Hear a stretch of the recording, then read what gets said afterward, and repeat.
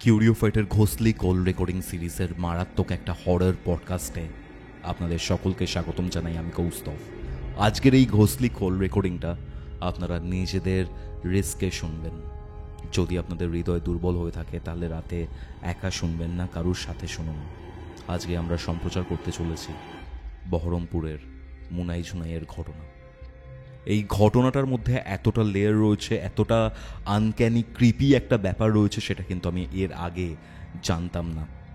অনেকগুলো মৃত্যু জড়িয়ে রয়েছে এই ঘটনাকে কেন্দ্র করে।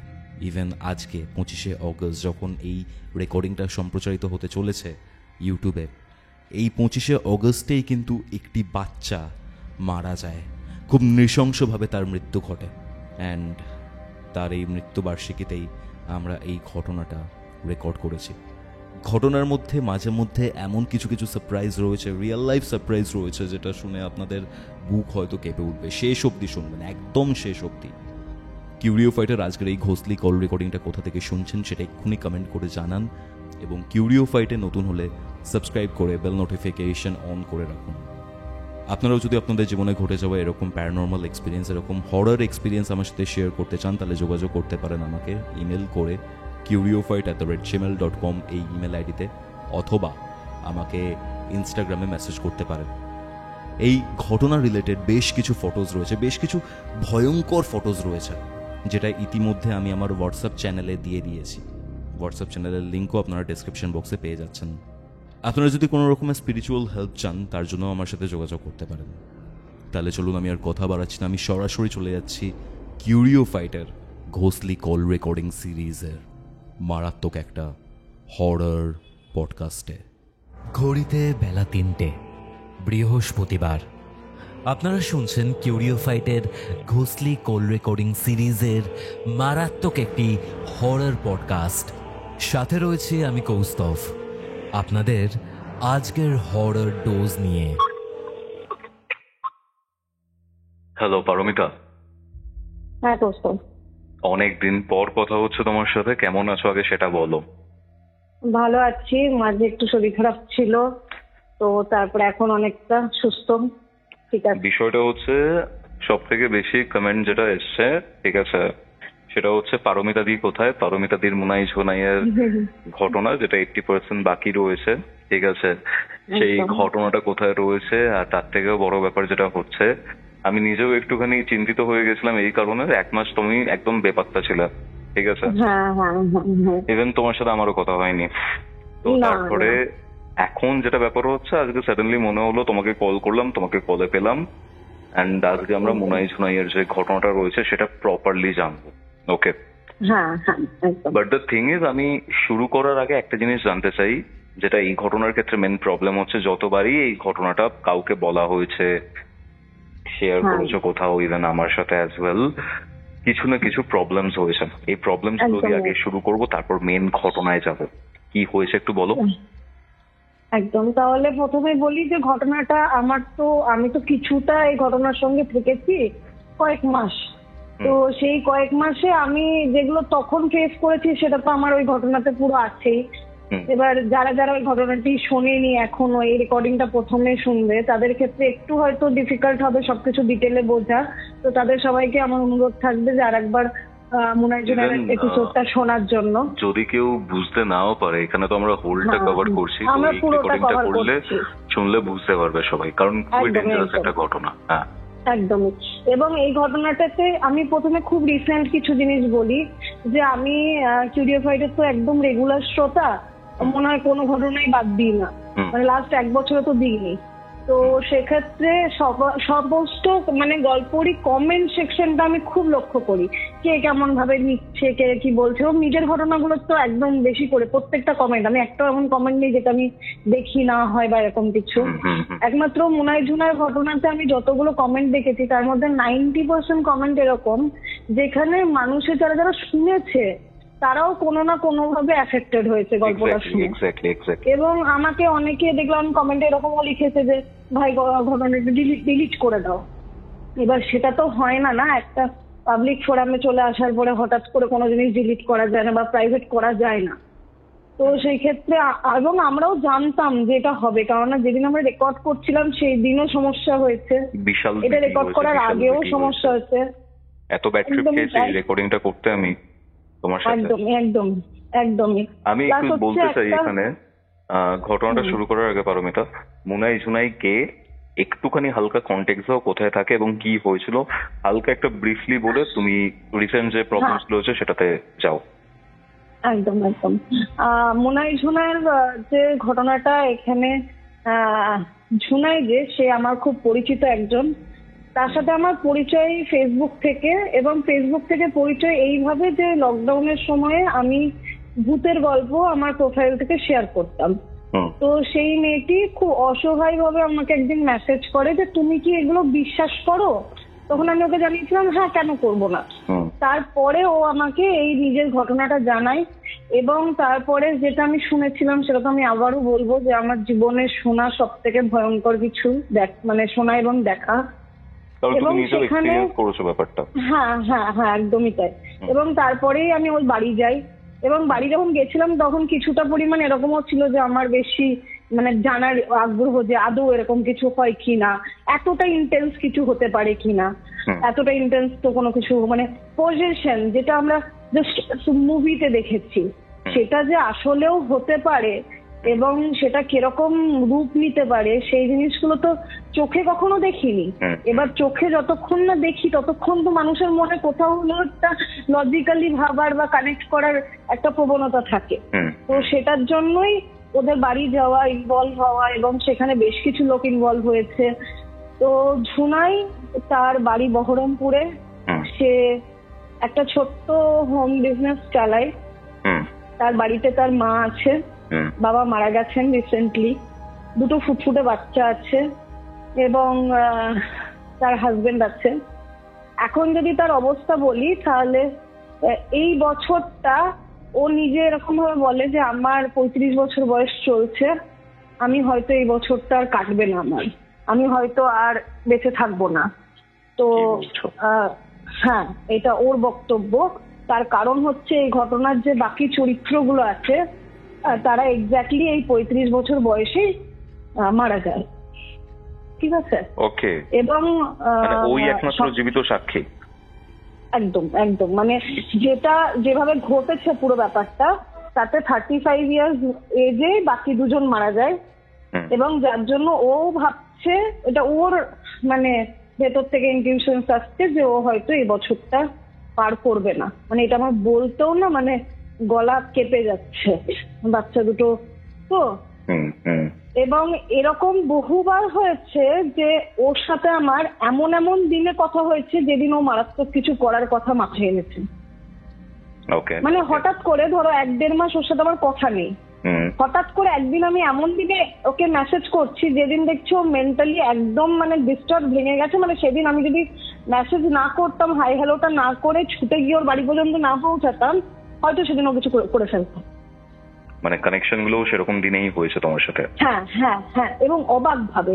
এবং জানো তো ও এটা বলেও যে পারমিতা, অদ্ভুত ভাবে তোমার ফোন বা তোমার মেসেজ গুলো সেই দিনই আসে যেই দিন এই জিনিসটা হয়। বাপরে বাপ। ঠিক আছে, এবার ঘটনাটা নিয়ে কিছু জিনিস আমি বলতে চাই। আমি তো আগেই বললাম কমেন্ট সেকশন তোমার ঘটনাতে যে যারা যারা শুনেছে, আমার পরিচিত যারা শুনেছে তাদের মধ্যে তো অনেকে আমাকে সাজেস্ট করেছে যে তুমি ঘটনাটা চালিওই না, ঘরের পরিবেশ চেঞ্জ করে দেয় ঘটনাটা, এতটাই ভয়ঙ্কর। এবং ঘটনাটা বলার সময় জানোই প্রত্যেকবারই ওর বাড়িতে কিছু না কিছু হয়। এই ঘটনাটা আমি ভেবেছিলাম গত মাসে রেকর্ড করব, না করার একটা কারণ হচ্ছে গত মাসে মুনায়ের মৃত্যুবার্ষিকী ছিল, মানে ডেটটা মানে মৃত্যু মাস। তো যার জন্য আমি আর এতটা রিস্ক নিতে চাইনি। একেই তো ব্যাপারটা প্রচন্ড নেগেটিভ, তার মধ্যে একটু কিছুটা ভয় তো নিজেরও লাগে, এবং সেই ভয়টা লাগার কারণটাও তুমি জানো যে লাস্টবার জিনিসটা বলাটা খুব বেশি এক্সাজারেশন হবে না। অনেক সময় আমরা এই রকম যে ঘটনাগুলো করি বা শেয়ার করি, সেইগুলোতে আমরা যারা রেকর্ডিং করছি ইভেন তাদের লাইফ রিস্ক থাকে। ঠিক আছে, একদম একদম একদম। আগেরবার রেকর্ডিং এর শেষেই তো আমার সাথে হলো না, আগেরবার রেকর্ডিং এর শেষ করে তোমার মনে আছে হয়তো যে ভোর 4টা অব্দি রেকর্ডিং হয়েছিল, আমার হাজবেন্ড অন্য রুমে শুয়েছিল। তো আমি খাটে শুয়ে আছি, এপাশ দিকে মুখ করে, হঠাৎ করে আমার মনে হলো যে আমার হাজবেন্ড হয়তো চলে এসছে। আমি মানে পুরো খাটে আওয়াজ হলো, এবং আমাদের খাটটা কিন্তু বিশাল বড় এবং বিশাল পোক্ত, জেনারেলি আওয়াজ হওয়ার কথা নয়। আর আমার হাজবেন্ড তো একটু মোটা সোটা, ও উঠলে খাটে আওয়াজ হয়। তো আওয়াজটা হলো, আমি ঘুরলাম, আমি ঘুরে দেখলাম কেউ নেই। এবং তখন আমার মাথায় আসছে যে ও যদি আসতো রুমে তাহলে তো আগে দরজাটা খুলতো। এক্স্যাক্টলি, সেটার আওয়াজটা কোথায় গেল? এবং এই ঘটনাটা হওয়ার পরে কৌস্তব, মানে একটা মানুষ যে ভয় পেয়েছে তার তো কিছুটা সময় লাগে ঘুমোতে, যে কোনো মানুষ ঘুমোতে মানে শোয়ার পরে ঘুমোতে একটা টাইম লাগে। এবং যেখানে ঘুমের নেশাটা কেটে যায় 3টে 3:30টার পর থেকে, তারপর তারও বেশি সময় লাগে। আমি না ফ্র্যাকশন অফ সেকেন্ডে ঘুমিয়ে গেলাম কৌস্তব। মনে হলো মানে সেই কোন একটা মানে স্লিপিং গ্যাস টাইপের কিছু দিয়ে দিলাম, ঘুমিয়ে গেলাম। তোমাকে এখানে একটা ইন্টারেস্টিং কথা বলি। সরস্বতী পুজোর আগে 2-3 দিন আগে আমরা ম্যাথ স্যারের জন্য সরস্বতী ঠাকুর আনতে গেছিলাম। আমি গঙ্গার ধারে ছিলাম। তুমি আমাকে ফোন করেছিলে, ফোন করে বলেছিলে যে ঝুনাই কথা বলবে আমার সাথে। হ্যাঁ, এক্স্যাক্টলি। তো সেই সময় আমি ওর সাথে কথা বলি, কথাটা খুব বেশিক্ষণ কন্টিনিউ করিনি আমি। তারপরে গঙ্গায় জল তুলতে নেমেছিলাম। জল আর মাটি তো বিক্রি হয় গঙ্গার ঘাটের ওখানে, বাট জলটা তুলতে বিশ্বাস করবে না, 1 ফোঁটা বাড়িয়ে বলছি না, জল তুলতে গেছি, আমার পেছনে বন্ধু মানে ছিল, একটু খানিকটা দূরেই দাঁড়িয়েছিল, জেন্টস ফেন্স গুলো। আমি জল তুলতে নেমেছি, জলটা ভরছি, সেই সময় না সাডেনলি আমার মনে হলো পেছন থেকে কেউ একটা ধাক্কা দিল আমাকে।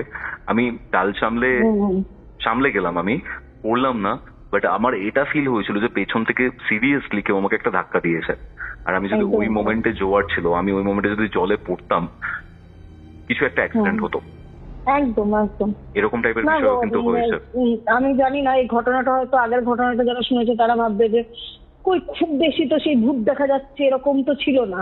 কিন্তু যারা ঘটনাটা পুরো শুনেছে, একটা নেগেটিভিটি রয়েছে, জানো তো, প্রত্যেকের সাথেই একটা কিছু না কিছু হয়েছে। দেখো এরকম অনেক ঘটনা তুমিও জানো যেগুলো কিউরিওফাইডে সিলেক্ট হয়, কিন্তু সেগুলো মানে টেলিকাস্টই করা হয় না, এতটা নেগেটিভ। আমি তোমায় বলে এটা এটা কোনোভাবে বাধা অতিক্রম করে টেলিকাস্ট হয়ে গেছে।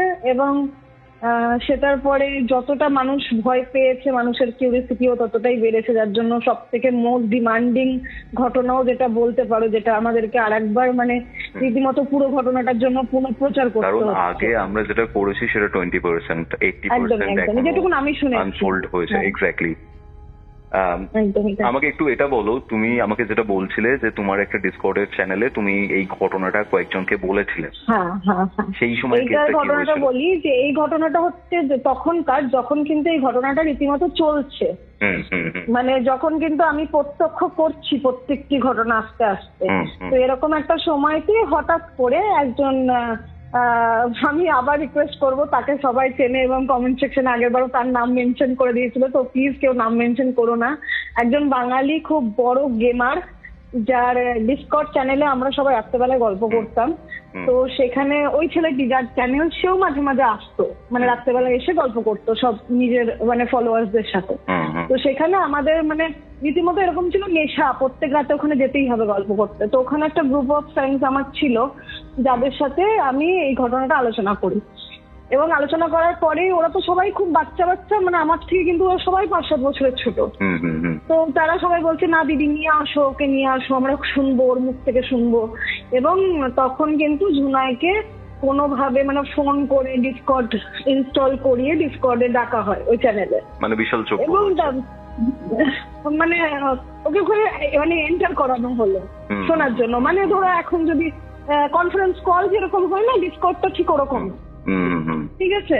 এবার ওখানে ওকে আনা হলো, আনার পরে যথারীতি ওরা তখন কি করছিল, ওরা মানে তখন আমাকে মানে আমার কাছ থেকে যেটা শুনেছে সেটা কতটা সত্য আমি বলেছি সেটা যাচাই করার জন্য ওকে ক্রস কোশ্চেন করছিল ঝুনাইকে।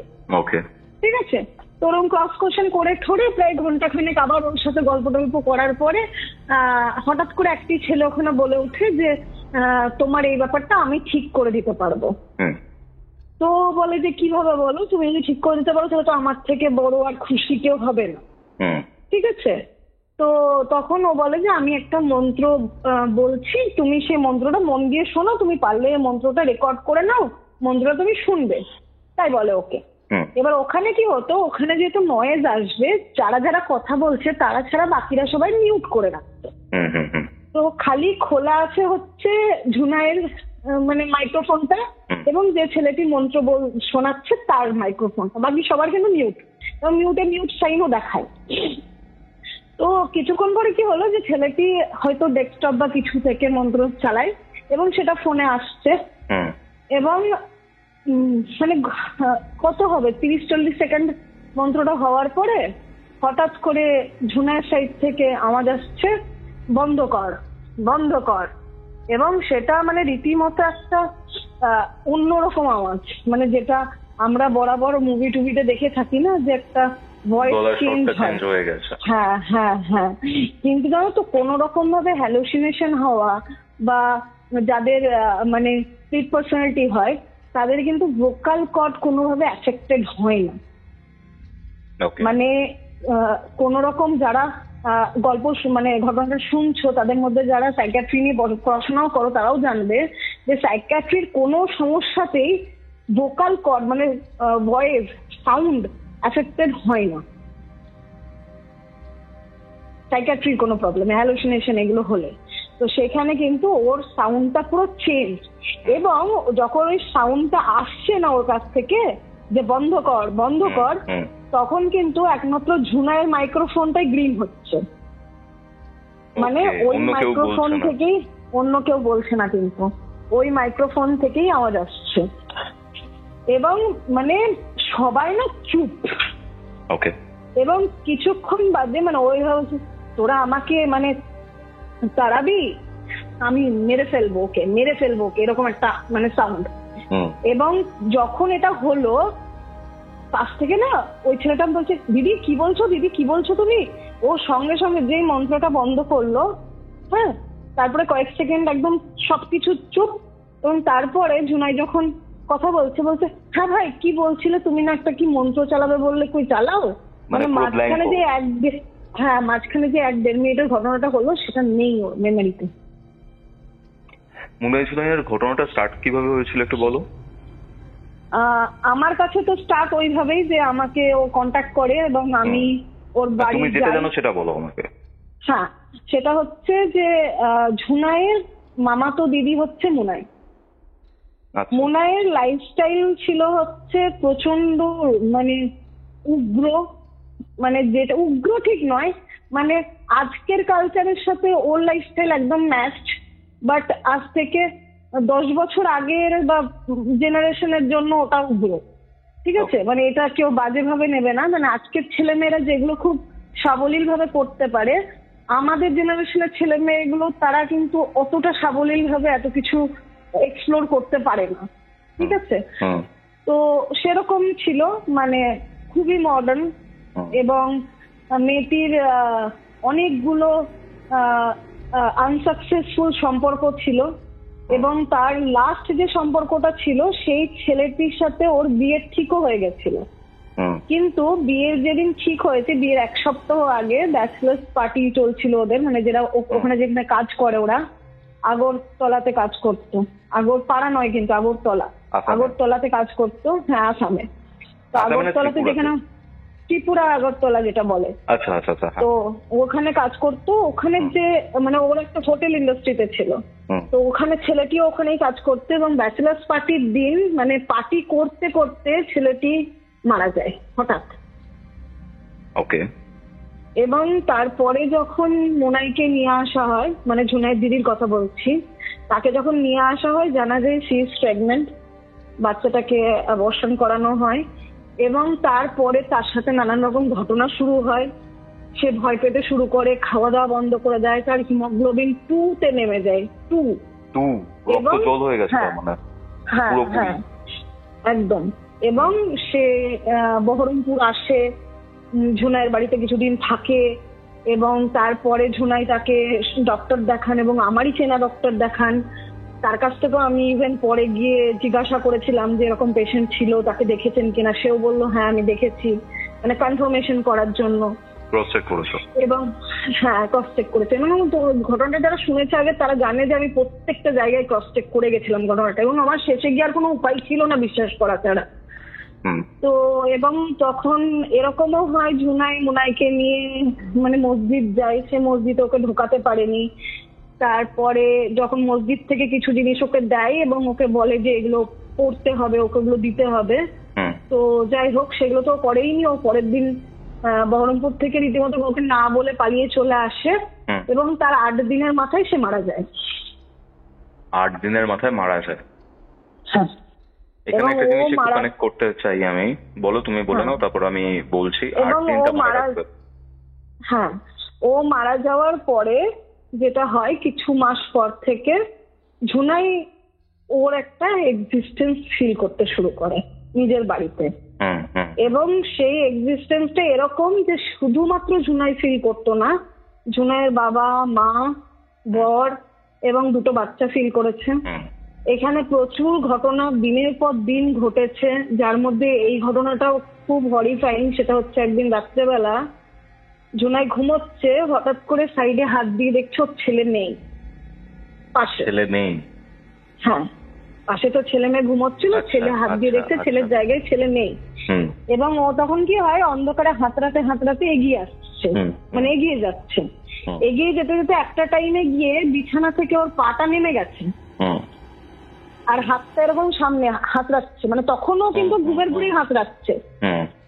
ও যখন গিয়ে হাতটাও ছেলের মধ্যে পড়েছে তখন কিন্তু মানে ঝুনাইয়ের পা মাটিতে, হাত সামনে, মানে ওর ছেলে কি তাহলে ভাসমান অবস্থায় ছিল।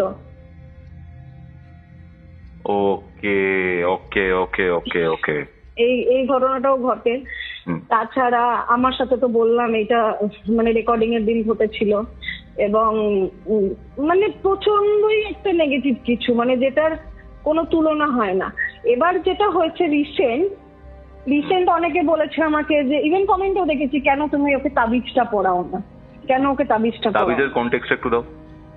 হ্যাঁ, তাবিজটা হচ্ছে, আমি যখন এই ঘটনাটা জানি তখন লালবাগে একজন বাসু কাকা বলেছিল, তাকে আমরা কন্ট্যাক্ট করি, উনি এইসব নিয়ে কাজ করেন এবং ফ্রি অফ কস্ট কাজ করেন, মানে উনি কাউরি বাড়ি এসে না এক কাপ চা অব্দি খায় না।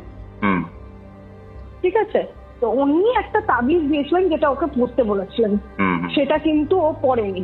এবং সব থেকে বড় ব্যাপার পড়তে দেয়নি আমার যেটা মনে হয়। হ্যাঁ হ্যাঁ হ্যাঁ, মানে কিরকম জানো তো, ও কিন্তু একটা আলাদা, প্রত্যেকটা মানুষের তো একটা ক্যারেক্টার থাকে। যেমন আমি প্রচন্ড কালী ভক্ত, কিন্তু আমি কিন্তু রেগুলার পুজো করি না, কিন্তু আমার বাড়ির কালী ঠাকুরে আমি কিন্তু প্রায় 36 ঘন্টা নির্জলা উপোস করি। ওকে ওকে।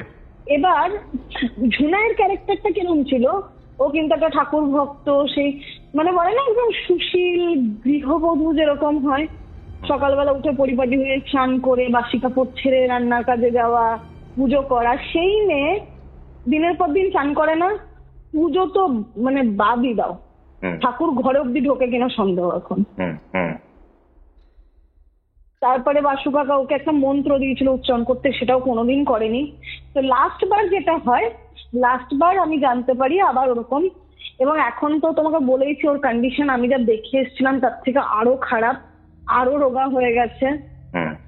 এবং ওর বাড়িতে যখন এবার ঢুকলাম না, কোসটা বলে না যে বাড়ির মধ্যে, আমি অনেক ঘটনা তো শুনেছি, বাড়ির মধ্যে একটা নেগেটিভিটি, বাড়ির মধ্যে একটা অদ্ভুত খাঁ করে।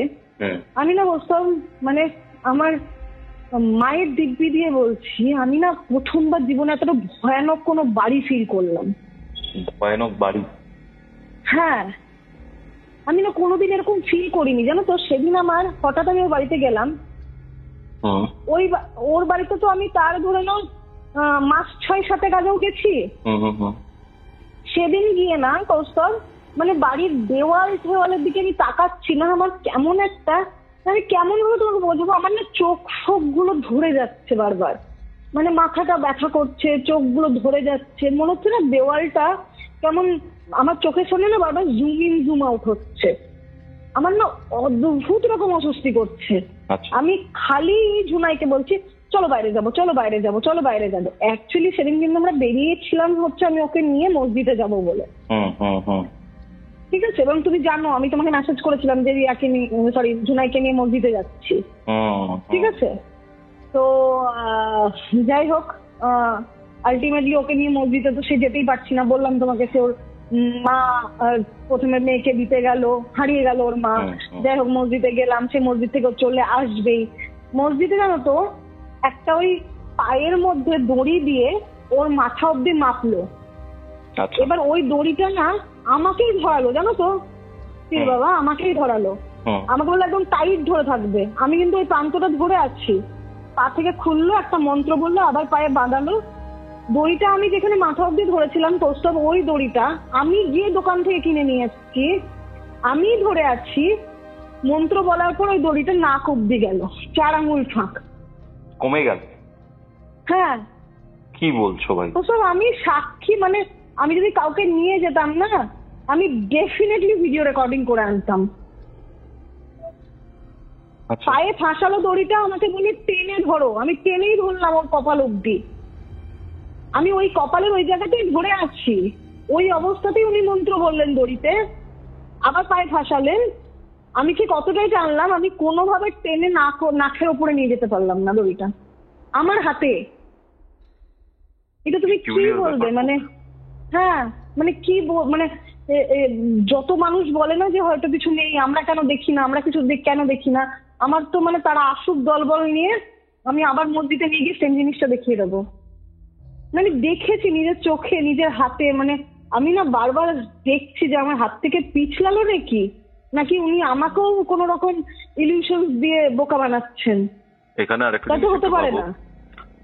তুমি বললে যে মুনাই বাড়ি ফেরার বা হসপিটাল ওই জায়গাটার পর 8 দিন বেঁচে ছিল, তারপরে সে মারা যায়। It is 2024। ইয়ারটা হচ্ছে 8-এর ইয়ার, ঠিক আছে, 8 সংখ্যার ইয়ার।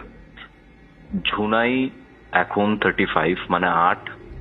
আর ওই 8-এর যে কানেকশনটা, ঠিক আছে, সেই কানেকশন থেকেই ঝুনাইয়ের মনে হচ্ছে যে সে এই বছরটার পেরোতে পারবে না, সে মারা যাবে বা সামথিং। মাই গড, কষ্ট। আমি এগুলো বিশ্বাস করেও ভাবিনি। পুরো 8-এর কানেকশনটা বুঝতে পারছো? 8 is a sign of infinity, ঠিক আছে, লাইফ এন্ড ডেথ। হয় এই বছর পেরিয়ে যাবে, নয়তো এই বছরে শেষ হয়ে যাবে।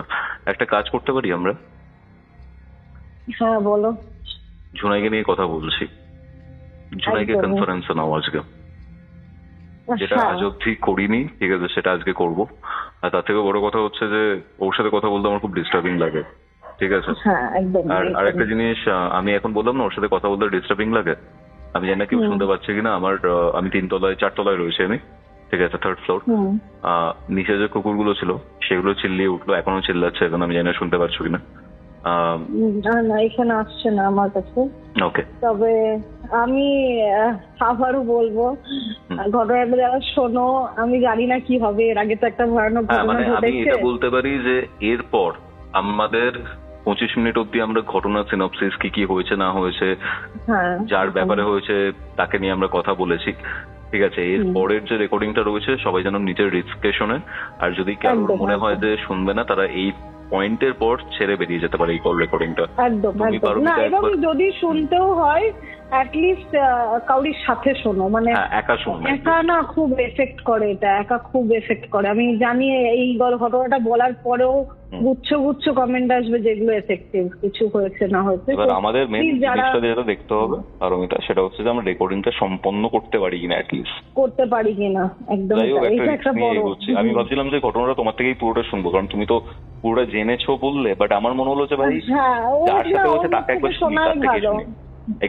একদমই তাই, কারণ ও দেখো অনেক ডিটেলে বলতে পারবে। আর আমার কাছে শোনা তো, এবং আমার বলা এবং তার নিজের মুখে বলা, দুটোর মধ্যে অনেক ডিফারেন্স আছে। এবং এটা একদমই থাকবো। এবং ও নিজেও যখন নিজের ঘটনাটা নিজে শুনেছো, আমাকে বলেইছে যে তুমি যে ঘটনাগুলো বলেছো সবই বলেছো, কিন্তু সবেরই হয় একটু মানে আঁচ দিয়ে বেরিয়ে গেছে, তুমি ভেতরে কি হয়েছে বলতেই পারোনি। এক্স্যাক্টলি হতে পারে। আমিও তো 2 বছর আগে শুনেছি, আমি বা কতটা মনে রেখে বলতে পারবো, সেই অনুযায়ী আমি বলেছি। তো আজকে সবাই আশা করি ওর মুখ থেকে শুনবে, ঠিক আছে। একদম।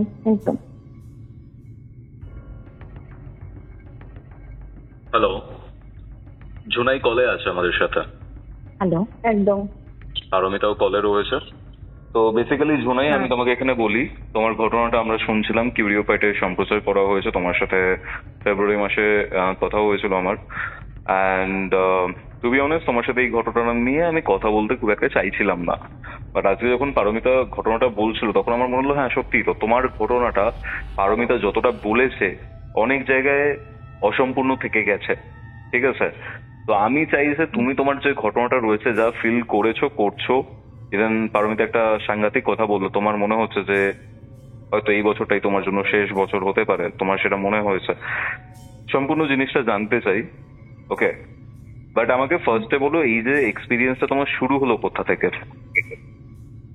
এক্সপিরিয়েন্সটা শুরু হয় শুরু থেকেই বলি তাহলে পুরো ঘটনাটা। হুম আমার দিদি, আমার সঙ্গে সম্পর্কটা এরকমই, আমরা দিদি কম বন্ধু বেশি। হুম খুব ছোট থেকেই আমরা একসঙ্গে প্রচুর গল্প, মানে হয়তো রোজ কথা না হলেও যেদিন কথা হয় সেদিন আমাদের মধ্যে মানে যদি 24 ঘন্টাও কেটে যেত আমরা ঘুমোতাম না। হুম তো হঠাৎ একদিন আমাকে ফোন করে, ও তখন আগরতলা থেকে জাস্ট ব্যাক করেছে হুম কলকাতায়, এবং আমাকে ফোন করে বলে আমার লিভারে না টিবি হয়েছে। কি হয়েছে? লিভারে টিবি, টিউবারকুলোসিস। ওকে, লাংসে হয় না? আমি বলি আমি পুরোটা জানতাম না, কিন্তু ডক্টর ওকে টাটা মেমোরিয়ালের কলকাতার ডক্টর ডায়াগনোজ করেছে যে ওর লিভারে টিবি। কি সিমটম না, হঠাৎ করে প্রচন্ড পেটে ব্যথা, এবং তার জন্য ডক্টর সন্দেহ করছে যে লিভারে টিবি। কিছু টেস্ট দিয়েছে, যেটা রিপোর্ট পুরোপুরি মানে টিবি যে রিপোর্টে এসেছে সেটা নয়, ডক্টর সন্দেহ করছে। আমাকে বললো আমার না প্রচন্ড পেটে যন্ত্রণা করছে, আমি একদম সুস্থ নই। এটা হচ্ছে 2018 এপ্রিল মাসের ঘটনা। 2018 এপ্রিল, তাই তো? হ্যাঁ, 2018 এপ্রিল। ওকে। তো তখন আমি বললাম আচ্ছা ঠিক আছে তুই ডক্টর দেখা। তারপর ওরা গেল চেন্নাই সিএমসি, ওখানে গিয়েও ডক্টর দেখালো। ফিরে এসে বললো না রে টিবি নয়, অন্য কিছু একটা, যেটা ওরা ডক্টররা বললো সব রিপোর্ট নর্মাল আছে আমার। বললাম আচ্ছা ঠিক আছে। পেটে ব্যথা কমছে না, এবং ও আস্তে আস্তে মানে মোটামুটি 6 ফিট 2 ইঞ্চ হাইট ছিল। কত হাইট ছিল? Total 6 feet 2 inch. কার? অনেকটা হাইট, মুনায়ের, আমার দিদি। মুনাইয়ের হাইট 6 ফুট 2 ইঞ্চি? হ্যাঁ হ্যাঁ হ্যাঁ হ্যাঁ হ্যাঁ হ্যাঁ হ্যাঁ, 6 ফিটের কাছাকাছি। কি বলছো, বিশাল লম্বা তো। হবে, হ্যাঁ অনেকটা লম্বা, অনেকটা লম্বা, আমার থেকেও অনেকটা লম্বা। এবং রোগা ছিপছিপে চিরদিন থাকলেও ও কিন্তু মোটামুটি একটা খুব হেলদি ফিগার নয়, কিন্তু একটা স্লিম ফিগার যাকে বলে সেরকমই। তো আমাকে বলছিল যে আমার না শরীরটা খারাপ হচ্ছে, আমি কিছু খেতে পারছি না, আমি সারাদিনে হয়তো একটা 5 টাকার ম্যাগি 4 ভাগ করে 4 দিন ধরে খাচ্ছি।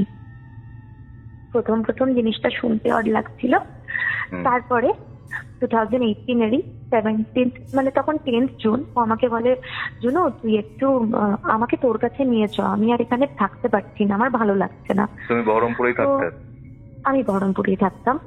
তো আমি আমার হাজবেন্ডকে পাঠাই 16 জুন কলকাতায়, এবং আমার হাজবেন্ড ওকে সেদিনই গিয়ে 17 জুন রাতের বাসে বহরমপুর নিয়ে আসে।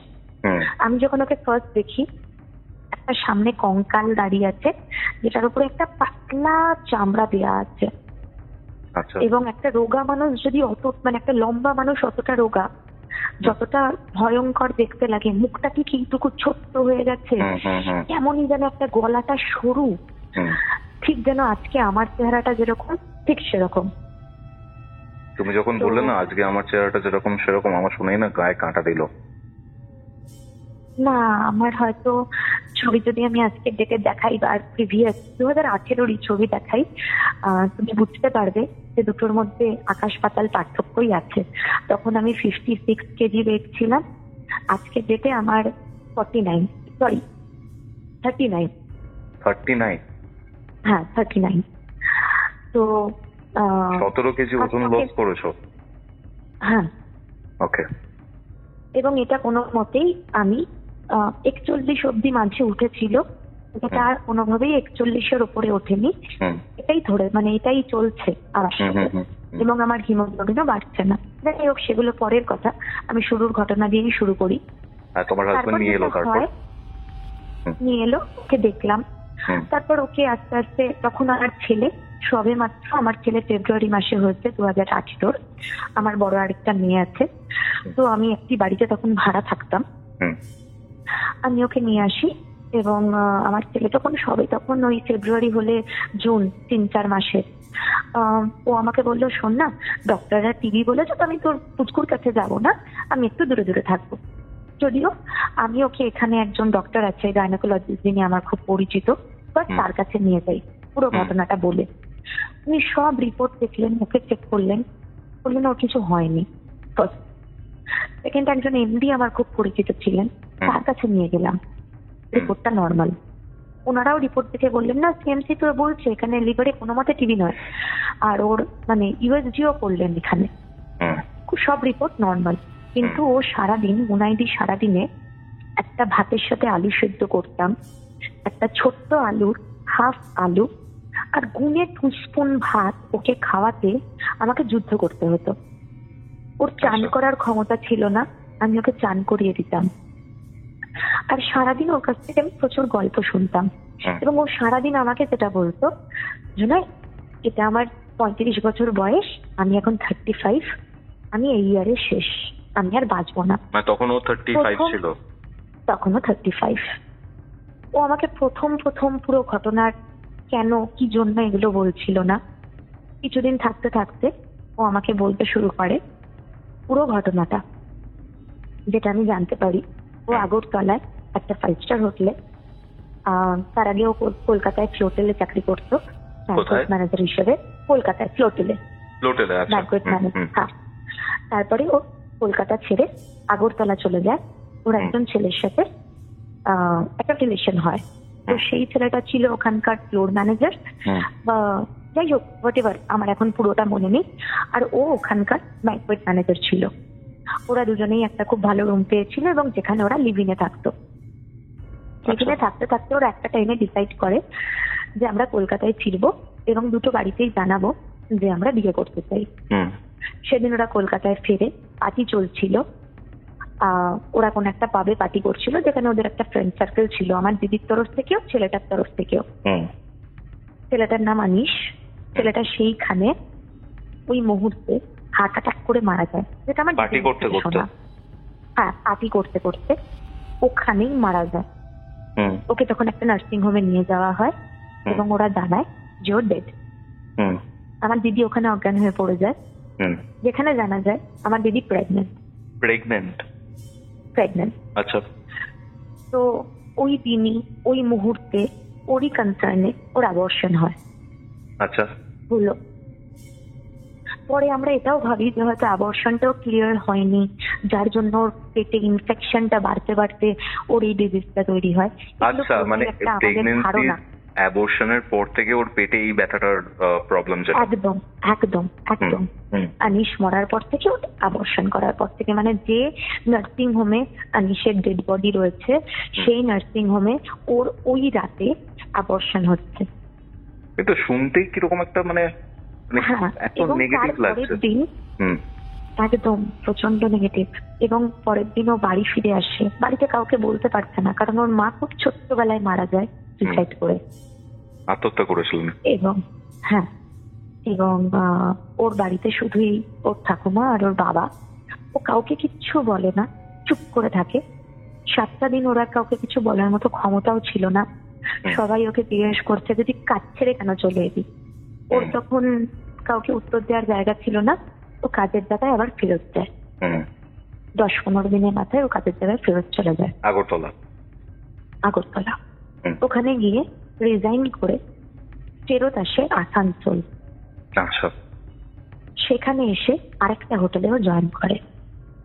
এগুলো পুরোটাই ওর মুখ থেকে শোনা আমার শুরুর গল্প, যেখানে হোটেলের ম্যানেজারের সঙ্গে ওর মুখ থেকে শোনা যে হোটেলের ম্যানেজার ওর প্রতি একটু উইক ছিল, যেটা ওনার ওয়াইফের পছন্দ ছিল না।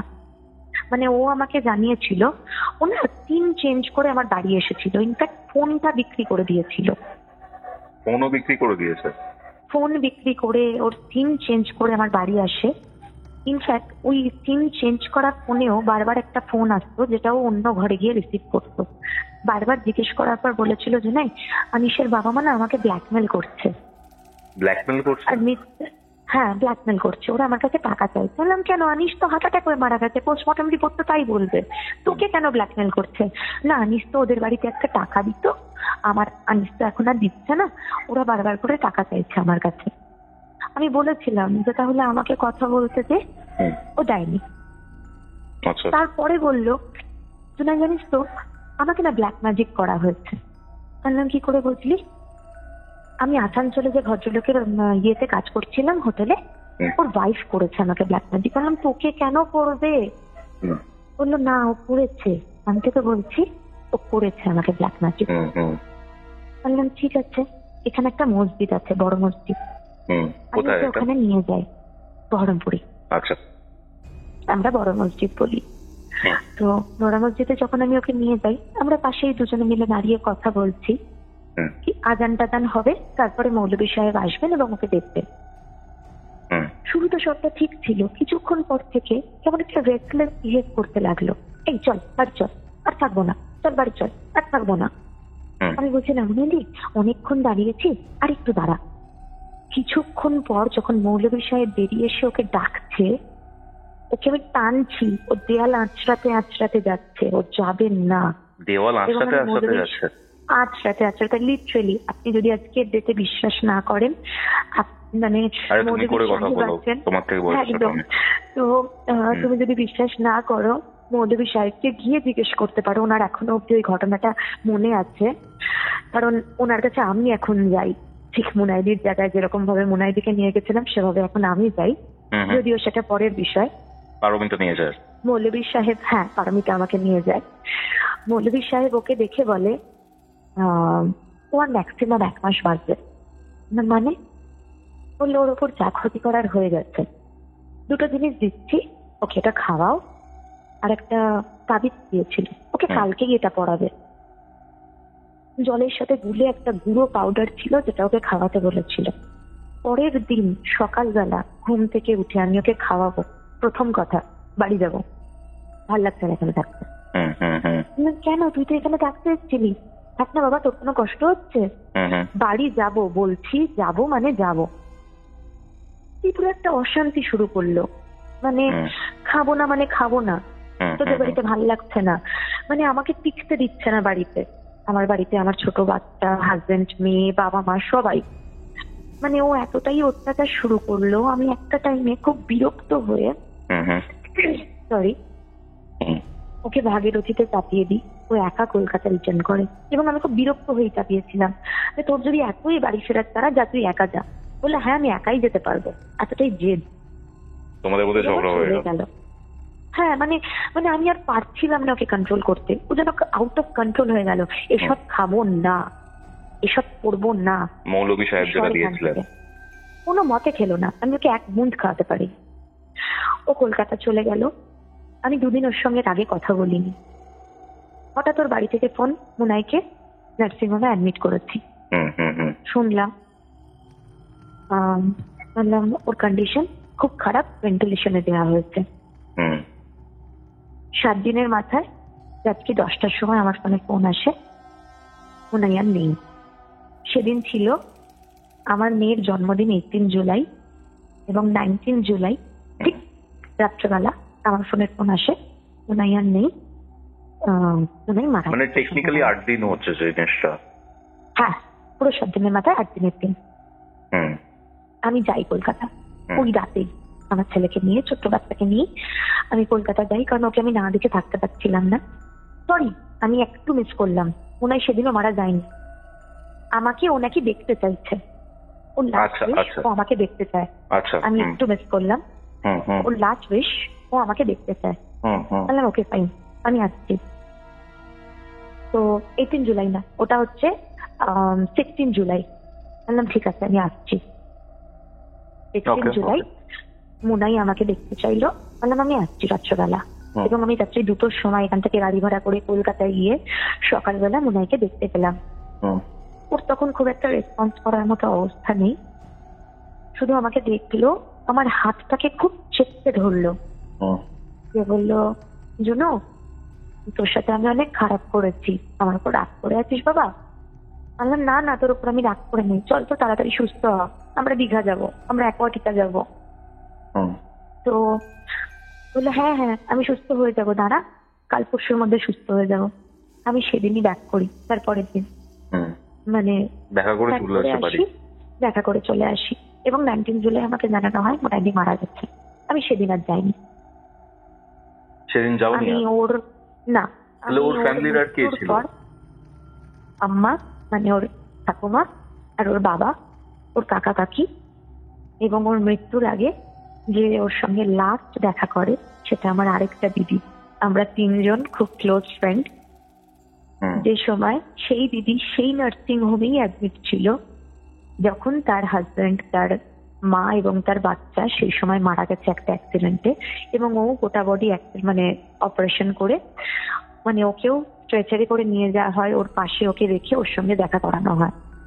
এবং কি বলছো ভাই? সন্ধ্যেবেলা এক্স্যাক্টলি মানে ওরা মানে আমার মাসির বার্থডে সেলিব্রেট করতে ওরা যাচ্ছিল দীঘা হুম, হুম, ওই সময়, এবং দীঘা থেকে ফিরছিল যে সময় আমার জামাইবাবু হয়তো কোনোভাবে একটু চোখ লেগে আসে, একটা ডাম্পারের তলায় গাড়িটা ঢোকায়, হুম। পটে জামাইবাবু মারা যায়। ছেলেটা ওর কোলে ছিল, ছেলেটা মারা যায়। আমি যদি খুব ভুল না হই তাহলে আজকে ওর জন্মদিন বাবানের। আর আজকে জন্মদিন ছেলেটার? হ্যাঁ, কি আর বলছো ভাই? আমার মাসি 7 দিন বেঁচে থাকে, ব্রেনটাকে বাইরে বের করে রাখা হয়েছিল। কোনটাকে? প্রচুর ভাবে ব্রেন, মাসির ব্রেনটাকে বাইরে বের করে মেশিনে রাখা হয়েছিল, যে রেসপন্স যদি করে মানে অপারেশন করে তাহলে আবার ইনসার্ট করাবে, এবং মাসি বাঁচেনি। এবং মানে এটা তো আমার বিশাল মাসির- প্যাথেটিক ঘটনা। মানে ব্যাপারটা হ্যাঁ, হচ্ছে হ্যাঁ, এবং আমার দিদির, হ্যাঁ বলো। মুনাই আছে, তুমি দেখা করতে গেলে মুনাই যে হসপিটালে রয়েছে, তোমার আর একজন যে ক্লোজ দিদি বোন হোয়াট এভার তার অ্যাক্সিডেন্ট হচ্ছে, সেও সেম হসপিটালে অ্যান্ড স্ট্রেচারে করে তাকে দেখা হচ্ছে, তার পুরো ফ্যামিলি শেষ প্রায়। হ্যাঁ, মোনাই নার্সিং হোমে অ্যাডমিট হওয়ার আগে থেকেই সেই দিদি ওই নার্সিং হোমে অ্যাডমিটেড, এবং তার একদিনে একটা ডান পোর্শনটা অপারেশন হয়েছে, আর একদিনে বাঁ পোর্শন অপারেশন হয়েছে, মানে গোটা শরীরটা ফ্র্যাকচার ছিল। উনি বেঁচে আছেন আজ অব্দি। তো মোনাইদির লাস্ট উইশ ছিল যে পম্পোর সঙ্গে একবার দেখা করব, আমি তো যেতে পারছি না। তো ওই সেম নার্সিং হোম যেহেতু, ওকে স্ট্রেচারে করে ওর পাশে আনা হয়, এবং ও যখন দেখে তার কিছুক্ষণের মধ্যে মোনাইদি মারা যায়। মানে তুমি জাস্ট ভাবো, ঠিক আছে, মানে তুমি তো দেখেইছো, মানে পারমিতাকেও যদি আমি বলি, পারমিতা তুমি যদি ভাবো যে পুরো এই যে কেসটা, মানে ওরা এতদিন ধরে একসাথে হ্যাং আউট করেছে, এত কিছু করেছে, এত ক্লোজ বন্ধু, নিজের বোন ইভেন, তারা দুজনে মারা যাচ্ছেন, তারা নিজেরাও হয়তো জানে যে তারা হয়তো বাঁচবে কি বাঁচবে না, তার কোনো সিউরিটি নেই, সেই সময় তারা দেখা করছে শেষ দেখার। একদম একদম। না, আমার এবং দিদি পম্পিদির বেঁচে আছে, সাথে- এবং পম্পিদির সঙ্গে হ্যাঁ। পারমিতারও দেখা হয়েছে। এক্স্যাক্টলি পম্পিদির সাথে পারমিতা কি বলছিলে বলো? পম্পিদির সাথে আমার দেখাও হয়েছে, এবং পম্পিদির সাথেও জুনাইয়ের একটা ইনসিডেন্ট আছে, জুনাই হয়তো ওটা পরে শেয়ার করবে, ফোন কলের ইনসিডেন্ট। আমি আগের এপিসোডে শেয়ার করেছিলাম। তো আচ্ছা, প্লিজ কন্টিনিউ। জুনাই বলো। তো তারপরে মোনাইদি মারা যায়, এবং আমি মানে জাস্ট মারা গেছে দিদি, খুব কষ্ট পেয়েছিলাম যে ট্রমাটা হয়তো আমার খাতাতে 10-12 দিন মানে, এবং তখন আমার 2টো বাচ্চা, একটা ধাক্কা তো অবশ্যই, যেটা ভোলার নয়। এবং কিন্তু জিনিসটা নর্মালাইজ হয়ে গেছে, একটা নর্মাল লাইফ লিড করছি, হঠাৎ করে পাশের বাড়ির জেঠু মারা গেল।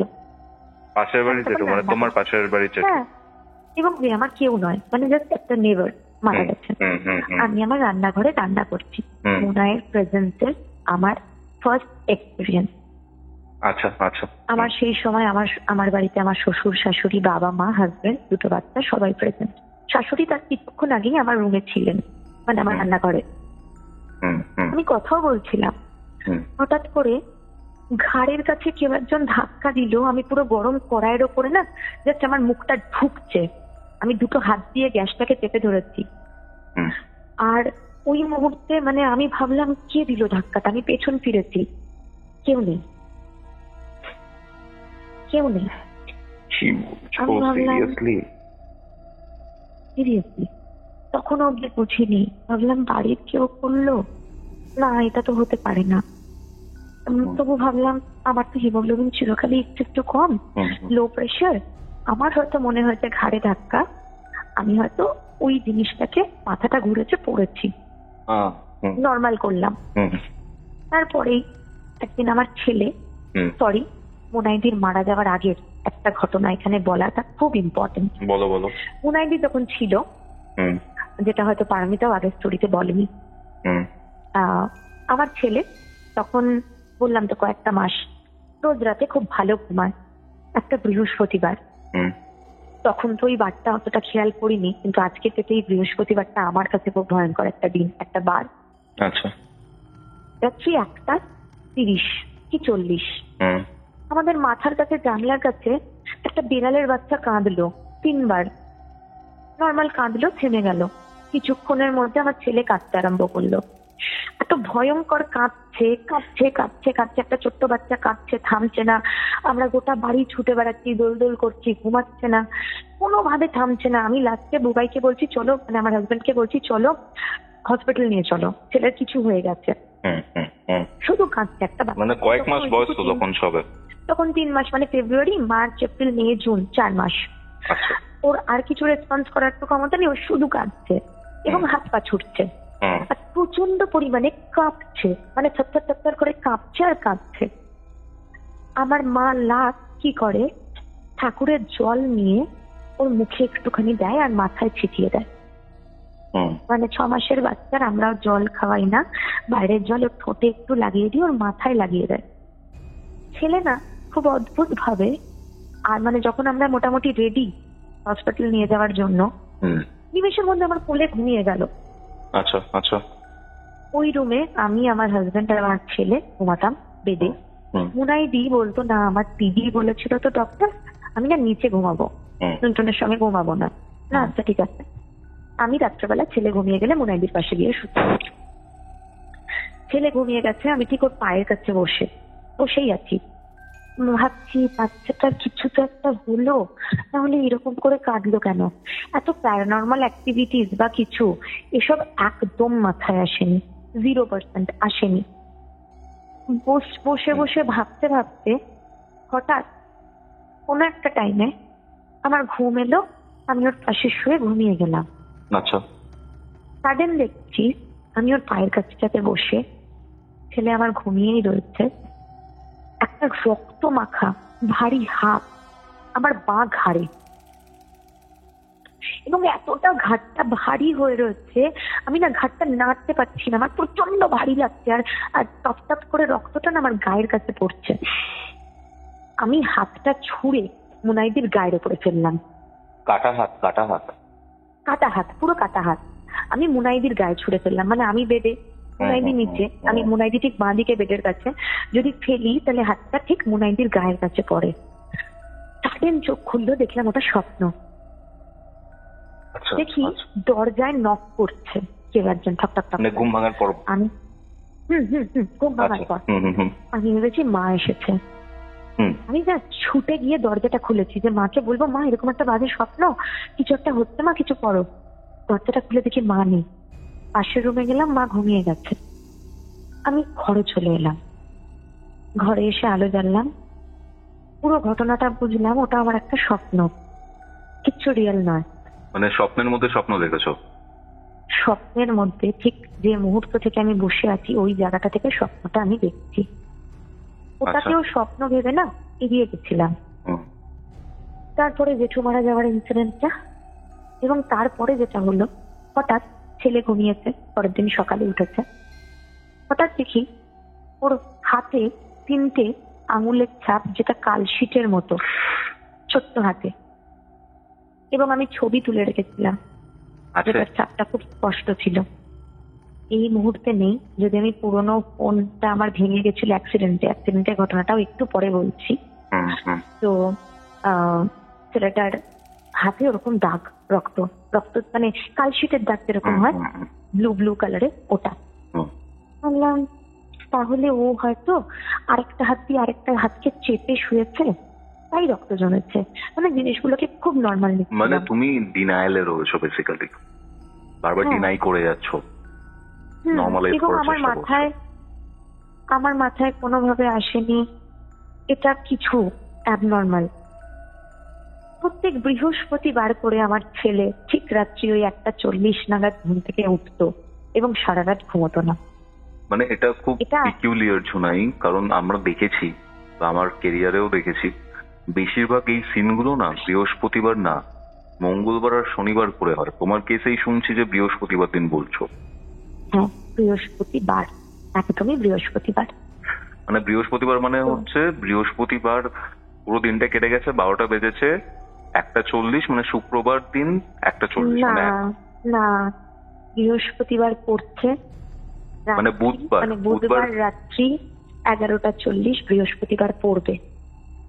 আচ্ছা, মানে তুমি এটা বলছো বৃহস্পতিবার দিন 1:40 AM, তাই তো? হুম হুম হুম Okay, হুম, হুম। হুম। তো প্রথম 2-1 সপ্তাহ বুঝিনি। তারপরে একদিন আমার বাড়িটা অনেকটা, ভাড়া বাড়িটা অনেকটা বড় ছিল। সেদিন বাড়িতে কেউ ছিল না। মা একদম বাইরের রুমটাতে বাচ্চাটাকে নিয়ে রোদ পোহাচ্ছিল। হুম, মানে বাচ্চাটাকে একটু রোদ খাওয়াতে হয়, ওরকম রোদ খাওয়াচ্ছে, তেল ফেল মাখাচ্ছে।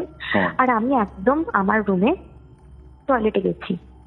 হুম, সাডেন দরজাটায় জোরে জোরে ধাক্কা, ছিটকিনি লাগানো ছিল। হুম, হুম, হুম। ছিটকিনি লাগানো দরজাটা না দুম করে খুলে গেল। আচ্ছা, আমার প্রথম ভয় লাগলো সেদিন, গা পা ঠান্ডা হয়ে গেল। কি হলো এটা? ছুটে বেরিয়ে এলাম। মা, তুমি বাথরুমের কেন এত ভেতরেই জোরে ছিলে দরজা তুমি? ধাক্কালে? হ্যাঁ। মা, তুমি এত জোরে কেন দরজা ধাক্কালে? মা বলছে, আমি তো যাইনি, গোটা বাড়িতে আর কেউ নেই। তারপরে রাতে আবার ছেলে কাঁদছে। হঠাৎ করে কেন জানি মাথা এলো বৃহস্পতিবার। হঠাৎ করে মাথা এলো ওনাদের মৃত্যুদিন, মৃত্যুবার। বৃহস্পতিবারটা উনি হ্যাঁ। মারা গেছিলেন উনাই? হুম হুম হুম। আচ্ছা, কোথাও না ধুয়ে ধুয়ে একটু হলেও চার করলাম। হুম, তখনও অব্দি জিনিসটা আমার কাছে খুব অ্যাবনর্মাল।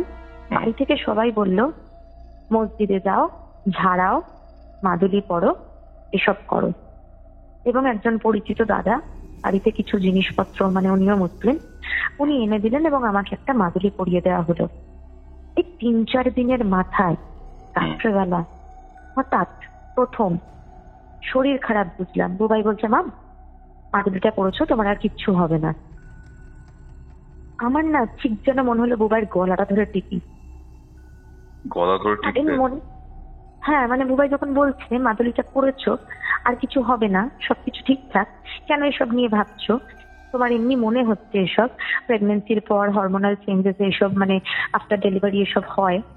আমি না তখন মানে ওর কথাগুলো পুরোটা ইগনোর করে আমার মনে হচ্ছে কি ভাট বকছে, ওর গলাটা ধরে টিপে ধরি, মুখটা বন্ধ করে দিই।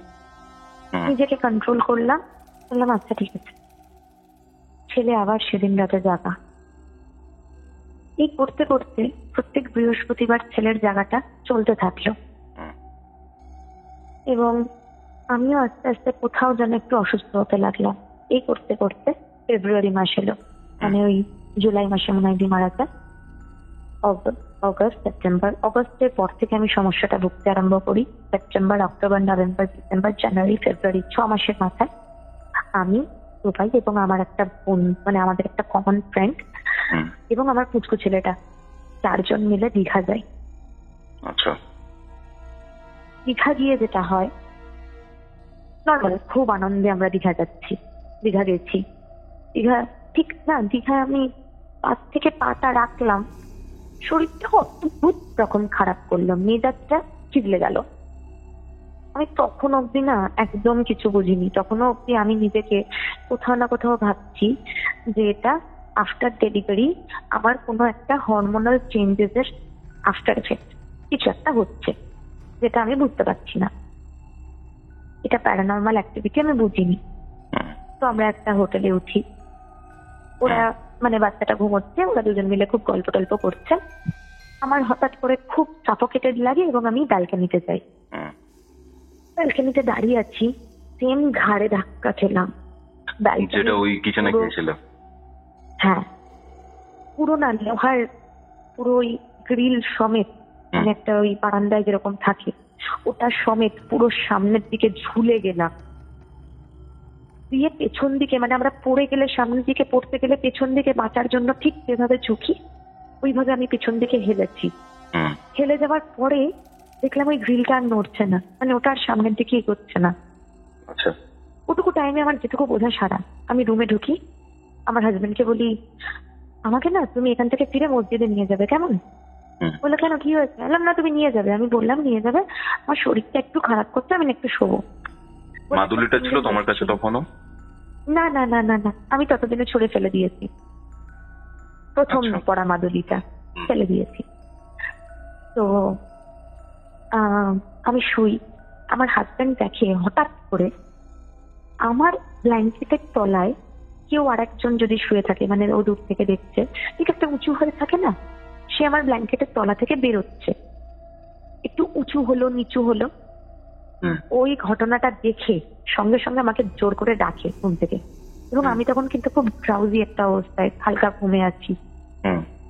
আমি উঠি, কিছুক্ষণের মধ্যে আমাদের রুমের ওটা লাইট গুলো, ফল সিলিংয়ে লাইট গুলো লাগানো থাকে, নিচ্ছে জ্বলছে নিচ্ছে জ্বলছে। মারাত্মক রকম ভয় লাগতে লাগলো। তিনজনে মিলে মানে হনুমান চালিসা পড়ছি, চাপাচ্ছি, ভগবানকে ডাকছি। তো কিছুটা তো খিস্তা খিস্তি ছেলেপুলেরা মানে আমার হাজবেন্ড করছে, ওর বন্ধু করছে, মানে এই কে রে ভাই, কে কি করছি, সেই সব ভুলভাল ব্যাপার। হোটেলের লোককে ডাকতে গিয়ে দেখি অনেকটা রাত হয়ে গেছে, ওরা সবাই ঘুমিয়ে পড়ছে। আমরা ডিসাইড করলাম আজকের রাতটা হনুমান চালিসার ওপর দিয়ে কাটিয়ে সকালবেলা এখান থেকে দিবে। হোটেলে ভূত আছে, হোটেলে ভূত, মুনাই নয়, হোটেলে ভূত, টেকনিক্যালি যেটা ভাবে সবাই। হ্যাঁ, হোটেলে ভূত আছে। তো পরক্ষণে আমরা পরের দিন একদম ভোরবেলা চেক আউট করে আরেকটা হোটেলে যাই। খুব ভালো ব্রেকফাস্ট করে আমরা সকালবেলা বিচে যাব, খুব আনন্দ করব। ব্রেকফাস্ট করার পরে তাদের যেটা হয়, এটা কিন্তু পুরোটা আমার শোনা গল্প, আমার হাজবেন্ড এবং আমাদের কমন ফ্রেন্ডের মুখ থেকে। আমি অজ্ঞান হয়ে যাই। আমার এটুকু মনে আছে, আমার মাথাটা হঠাৎ ঝিক ঝিক করলো এবং কিছু একটা হলো, এবং তারপরে আমি অজ্ঞান হই। যখন আমি জ্ঞানে ফিরি, আমি প্রথম আমার ভয়েস পুরো চেঞ্জ, মুনাইদির ভয়েস, যেটা ওর খুব হাস্কি ভয়েস ছিল, এটা হয়তো আজকে আমার গলা বসে গিয়ে যে হাস্কি ভয়েসটা বেড়াচ্ছে, এটা আমার নর্মাল ভয়েস নয়, অন্যরকম ভয়েস। আমার গলাটা খুব বসে আছে বলে এরকম আওয়াজ আসছে। মুনাইদির ভয়েসটা কিন্তু হাস্কি ভয়েস ছিল। তো ঠিক ওই ভয়েসে বলছে, বুবাই তুই এখান থেকে যা, ঝুনাইকে এখানে রাখ, ঝুনাই এখান থেকে যাবে না। ভগবান। হ্যাঁ, এবং তারপরে আমি আবার অজ্ঞান হই। কিছুক্ষণ পরে যখন আমার সেন্স ফেরে, তখন আমি তখন আমি কি হয়েছে বুবাই, আমার মানে আমি ভেবেছি কি আমার মাঝে মধ্যে মাথা ঘুরে যেত, অজ্ঞান হয়ে যেত হিমোগ্লোবিন কমের জন্য, সেটাই সমস্যা। ওরা আমাকে না কিচ্ছু বললো না, শুধু দেখলাম একটা অদ্ভুত আমার সঙ্গে রিয়াক্ট করলো, চলো চলো চলো বেরোতে হবে। আমরা তিনজন মিলে বেরোলাম, বিচে গেলাম। ওরা আমার কোলে কিছুতেই আমার বাচ্চাটাকে দিচ্ছে না, আমার ছোট্ট বাচ্চা দিচ্ছে না আমাকে। মানে তখন আমার বাচ্চা সবে 1 বছর বয়স হয়েছে, ফেব্রুয়ারি টু ফেব্রুয়ারি। আমরা স্পিড বোটে উঠে মাঝ সমুদ্র অব্দি ঘুরতে গেলাম, ঘুরে টুরে এলাম। খালি দেখি পিছনে বুবাই কারোর সঙ্গে ফোনে কথা বলছে এবং খুব ইম্পর্টেন্ট একটা ডিসকাস চলছে। আমরা আবার বিচ থেকে ঘুরে রুমে ফিরলাম। রুমে ফিরে আমরা সবাই খাওয়া দাওয়া করে শুয়ে পড়েছি। সাডেন কোনো ইস্যু নেই, আমার আর বুবাইয়ের মধ্যে একটা অকারণ ঝামেলা বাঁধলো। যে ঝামেলাটা একটা এমন পর্যায়ে পৌঁছালো, বুবাই ওই রুমে আমাকে ফেলে বেরিয়ে যাওয়ার জন্য রেডি। বেরিয়ে যাবে এরকম অবস্থা? চললাম, হ্যাঁ, তাকো তুমি এখানে, আমি চললাম। ও পুরো রেডি, বেরিয়ে যাচ্ছে এবং ছেলেকে কোলে নিয়ে ছাড়ছে না। তোমার কাছে রাখতে চাইছে না? হ্যাঁ, আমার কাছে রাখতে চাইছে না। এবং আমার এই বন্ধুটা, ও বলছে তোমরা করো ভাই ঝামেলা, তোমাদের ঝামেলার ভাল লাগছে না, বেড়াতে এসে তোমরা ঝামেলা করছো, চললাম আমি বলে। না, ও কিন্তু ওর লাগেজ নিয়ে রুম থেকে বেরিয়ে গেল। বেরিয়ে গিয়ে ইউটার্ন মেরে রুমে ঢুকলো, দরজাটা পুরো রুমের খুলে দিল, দিয়ে না চিৎকার করে লোকজন ডাকতে লাগলো। মানে লোকজন ডাকতে বলতে কি, ও এমন একটা রিয়াক্ট করতে লাগলো যাতে আরো দুটো ওয়েটার আমাদের রুমে চলে এলো। কি হয়েছে কি হয়েছে কি হয়েছে, মানে জিনিসটা ও একটা ক্যাওয়াস সৃষ্টি করলো। কিছুক্ষণের মধ্যে দিয়ে ওয়েটারটাকে বললো না না মজা করছিলাম, যাও ভাই একটু স্ন্যাক্স ফ্যাক্স কিছু আনো তো দেখি। তখন মোটামুটি দুপুর। আমি না কিছুক্ষণের মধ্যে ঝামেলা করতে করতে আবার অজ্ঞান। কিছুক্ষণ পর আমার আবার জ্ঞান ফেরে, আচ্ছা। শরীরটা খুব সাফোকেটেড লাগছিল, আমি বাথরুম চলে যাই। বাথরুম গিয়ে প্রথম মুনাইদিকে চোখের সামনে দেখি। বললো, জুনাই বাথরুম থেকে বেরোবি না, ওরা চলে যাবে, তুই এখানে থাকবি, না হলে তোর বর তোর বাচ্চা দুটোকেই মারবো। এবং ও সম্পূর্ণ নাকি সম্পূর্ণ উলঙ্গ অবস্থায় আমার সামনে দাঁড়িয়ে, নাকেট অবস্থায় আমার সামনে দাঁড়িয়ে। মুনাই, আমি চুপ করে বাথরুমে বসে আছি। 1 ঘন্টা পার, ওরা দরজা ধাক্কাচ্ছে, আমি কোনো সাড়া দিচ্ছি না। আমাকে বলছে চুপ করে বসে থাকবি, কোনো সাউন্ড দিবি না। একটা টাইমের পরে ওরা যখন খুব জোরে জোরে দরজা ধাক্কাতে লেগেছে, আমাকে বললো বেরো। না, ও বললো না, আমি নিজে থেকেই বেরোলাম জোর জবরদস্তি করে। বেরিয়ে বললাম, তোমরা যাও, আমি যাবো না, তোমরা চলে যাও, বাচ্চাটাকে প্লিজ নিয়ে যাও। ততক্ষণে আমার যেটুকু জানার, যেটুকু বোঝা সারা। কিছুক্ষণ অন্তর, যেটা সেই দিন হয়েছিল, কিছুক্ষণ পরপর আমি, কিছুক্ষণ পরপর মুনাই, কিছুক্ষণ পরপর আমি, কিছুক্ষণ পরপর মানে মুনাই। তুমি কন্টিনিউয়াসলি পজেসড হচ্ছিল? একদম। ওরা তখন কি করে, মানে আমার ওই বন্ধুটা হোটেলের আরেকটা স্টাফকে ডাকে। 3 জন মিলে আমাকে টেনে নিচতলা অব্দি ওদের নামানোর ক্ষমতা হয়নি। মানে ওরা টানছে আমার শরীরে এতটাই জোর যে আমি নামছি না। সেই সময় আমাকে নামানো হয় এবং দীঘাতে ওল্ড দীঘা যেটা সেখানে একটা কালীবাড়ি আছে, আমাকে ওখানে নিয়ে যাওয়া হয়, জল ফল ছেটানো হয়। আমাকে মুনাইদি বলেছিল, জুনাই বাসটা যে মুহূর্তে বাঁ দিকে টার্নিং নেবে সেখানে তুই নেমে যাবি, না হলে এই বাসটা অ্যাক্সিডেন্ট করাবো। আমি ওদেরকে কন্টিনিউয়াসলি বলছি, আমাকে কিন্তু বাঁ দিকে টার্নিং নিলে বাস থেকে নামিয়ে দাও, নাহলে ওরা বাচ্চা অ্যাক্সিডেন্ট করাবে, নাহলে ও বাচ্চা অ্যাক্সিডেন্ট করাবে। এবং কিছুক্ষণ অন্তর আমি বলছি, কিছুক্ষণ অন্তর ও বলছে, বাস থেকে নামা, না হলে বিপদে পড়বি। এইভাবে বাসটা 19 বার অ্যাক্সিডেন্ট হতে হতে বাসে 19 বার কাছি অব্দি, 19 বার দীঘা থেকে কাছি অব্দি, বেশি দূর না। সিরিয়াসলি এটা হয়েছে? সিরিয়াসলি এটা হয়েছে। আমার আজকের ডেটে তো কোনো প্রমাণ নেই দেওয়ার মতো, কিন্তু এটা হয়েছে। হঠাৎ করে বাচ্চা ডান দিকে নেমে গেল, সামনে কিছু না, একটা টোটো এসেছে, মানে টোটো তো না, ওখানে লাদেন গাড়ি চলে, একটা লাদেন গাড়ি এমন ভাবে সামনে এসেছে, বাচ্চা ডান দিকে নয়নজলির দিকে নামিয়ে ওপর দিকে তুললো। কিছুক্ষণ পরে আরেকটা সামনের লরি এমন করে ব্রেক চিপলো, সামনে এই লরিটা, আমাদের বাস এমন করে ব্রেক চিপলো, আমরা মানে ঠিক এইভাবে, মানে বাসের পিছনে যারা ছিল তারা কমপ্লেন করতে লেগেছিল, আমরা যাবো না, কি হচ্ছেটা কি, বাস কি ধরনের বাস ড্রাইভার বাস চালাচ্ছে, কিছু খেয়ে দিয়ে গাড়ি চালাচ্ছে। তো এরকম পুরো অশান্তির পর মুনাইদির বক্তব্য ছিল, বাসটা বাঁ দিকে টার্ন নিলে তুই বাস থেকে নেমে যাবি। এবং ওরা আমাকে নামতে দেয়নি, আমার হাজবেন্ড এবং আমার কমন ফ্রেন্ড। হয়তো নামলে আর খুঁজে পাওয়া যেত না তোমাকে। এবং ঠিক যখন বাসটা বাঁ দিকে টার্নিং নিল, সেটা কাঁথির টার্নিং, শরীরটা পুরো হালকা হয়ে গেল এবং কাঁথি থেকে পুরো ধর্মতলা অব্দি, বহরমপুর অব্দি আমার মধ্যে আর কিছু সমস্যা হয়নি। তারপর থেকে কিন্তু আমি নর্মাল। আচ্ছা। এবং ওইটুকু টাইমে ওরা ফেস করেছে যে আমার সাথে কি কি হয়েছে, কারণ আমি কিন্তু এগুলো ওদের মুখে শুনেছি যে আমি ওই মুহূর্তে ওদের সাথে কি করেছি। না, আমি জানতাম না আমি এগুলো করেছি, আমি সত্যিই জানতাম না, কিন্তু ওরা বুঝতে পারছিল, দুটো ভয়েস চেঞ্জ হচ্ছিল। আচ্ছা। এখানে আসি, মসজিদে যাই, ঝাড়াই, কোনো কাজ হয় না। আস্তে আস্তে আমার একটা হোম ডেলিভারি বিজনেস আছে, ওটাতে কনসেন্ট্রেট করতে রাখলাম। তখন কোভিড চলছে, কোভিড শুরু হলো, আমি একদিন এখানে সয়দাবাদে একটা ডেলিভারিতে যাচ্ছিলাম। হঠাৎ করে না একটা কুকুর বাইকের সামনে এলো, আমরা দুজনে আছাড় খেয়ে পড়লাম। বাঁচাতে গিয়ে? কুকুরটাকে বাঁচাতে গিয়ে কিছু হলো না, সামান্য একটু হাঁটু ফাটু ব্যথা লাগলো, রিটার্ন করলাম।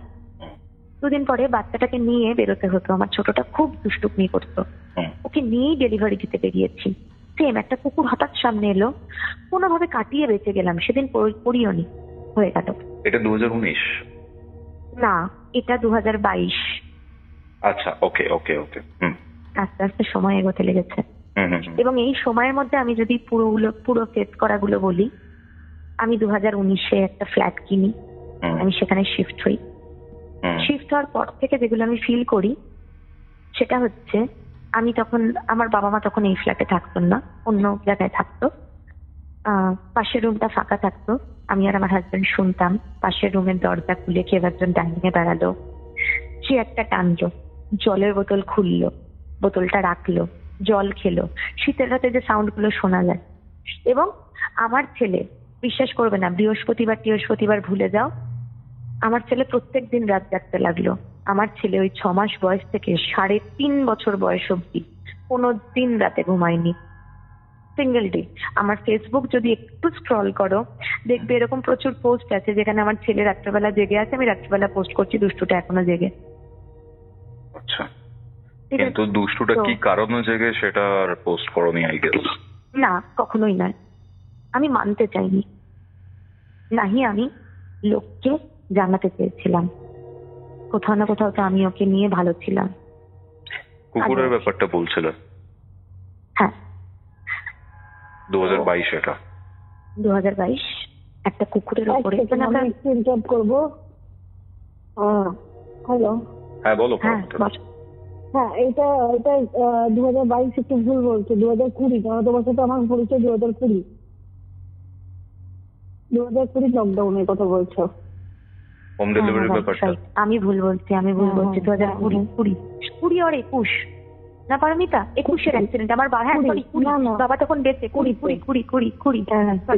আমার ভুল, এটা 2000। আমার ফার্স্ট লাইন হওয়ার প্রথম খবর বাসুদা খুব তোমার ঘরে বসে হয়েছিল। হ্যাঁ, কারণ তুমি 3.5 বছরের ব্যাপারটা বললে, 19 থেকে 20।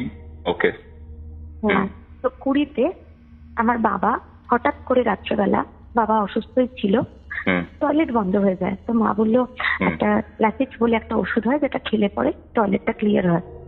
রাত্রি তখন 11:30, আমি আর আমার হাজবেন্ড কিনতে বেড়াই।